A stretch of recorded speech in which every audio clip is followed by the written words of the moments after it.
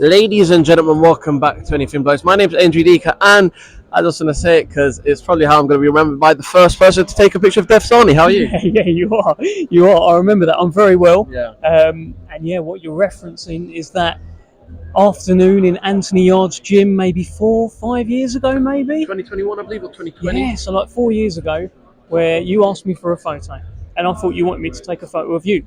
I thought, oh, does he just want Me me with to Yard, yeah, maybe. you with Yard? No, but you wanted one with me, and I'll never forget that, so thanks for that. And I'll never forget it too. And like you said, you did ask who's put him up to this, and Yeah, I'd literally just walked from home, and then also just in my purple shirt, literally.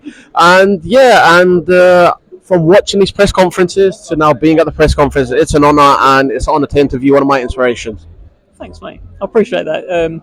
Very nice of you to say. Did you enjoy that today, the press It was a great press conference, standing all day, but worth every single minute. And like I said, one of the best hosties ever. And again, even though some fighters don't want to, I know Sam Noakes calls you stirring the pot a little bit, but you get the little bit of flair out of Joseph, you get the flair out of Fabio Wardley. And like you said, you've been on tables that have had Mike Tyson on it, and you've got your little thing at home. Yeah, it's mad. That is mad. But yeah, on today, I think we did get a few lines. I know they're never going to be like, you're this, you're this, you're that, you're that, but they'll say something with just a little bit of an edge. And both Joe Parker and Fabio Wardley did that today. And ultimately, I've said it before, what you want from this press conference, from these press conferences, are little clips, little moments that hopefully catch the attention and make people go, oh, he said what?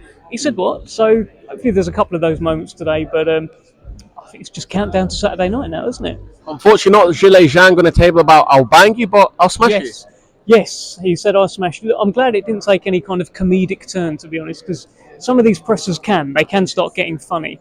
And I didn't want that today. This is a serious fight. This isn't one guy trying to bang the other or making jokes or anything like that. This is proper. This is all or nothing. So we needed a serious tone for today's press conference. I think we got that. And let me ask you here, Joseph Parker said there's levels, and in 2016, David Higgins, his manager, said that he was winning the world title. He won the world title against Andy Ruiz, whilst Fabio Wardley was still on the white collar scene. So it shows, I don't want to say levels, but it shows how far Fabio's come. So you look at last three opponents for Joseph Parker, Juergen, Deontay Wilder, yes, and Martin Bakole that came on 50 hours notice. However, then you look at who Fabio's been in there with, British level and current British champions, and obviously David Adelaide, obviously who just fought Hrgovic, and Fraser Clark twice, and Justice Hooney. Can you compare the levels when Joseph's going on stage and saying levels, or is it hard to compare? I understand Joe Parker's point in terms of who they've been in with. Joe Parker can happily say, I've boxed at a higher level, I've reached a higher level, because he's already been a world champion. He's boxed pretty much everyone in this era other than Fury and Usyk, right? And he's not going to box Fury, and he's hoping to fight Usyk. So he is really one of the prominent heavyweights of this era. So I understand that. Will it make any kind of difference on Saturday if Fabio Wardley lands his big right hand on him? All of that talk about, but he's been in with this guy, it all gets forgotten. And it can get wiped out with one right hand. And then suddenly everyone's talking about Fabio Wardley jumping from this level to this level to this level. And that's all he's done throughout his career. Fascinating, mate.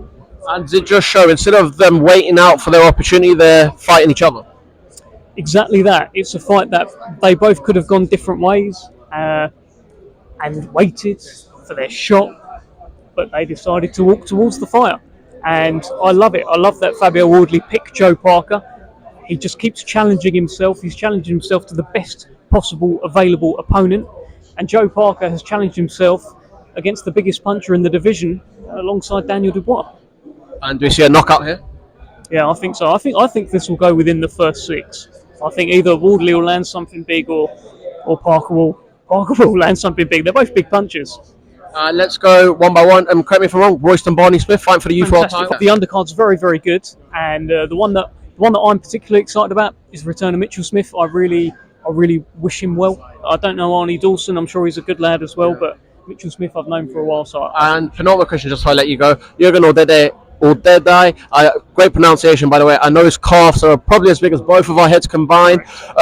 First ever chance to become world champion from Albania. Do you see him doing that? I do see him doing that, and then I see him becoming IBO Cruiserweight champion and hopefully fighting Alois Jr. because Alois joined. We had them on the stream together yesterday, and there was a little bit of spice there. Alois said he likes Albanian food. I'm sure Juergen would serve him something. We'll see. Yeah. Before I let you go, what's a message to your fans and everyone that supports you? I think you're my only fan, mate. So thank you. Thank you. I appreciate that. Thank you, Sahni.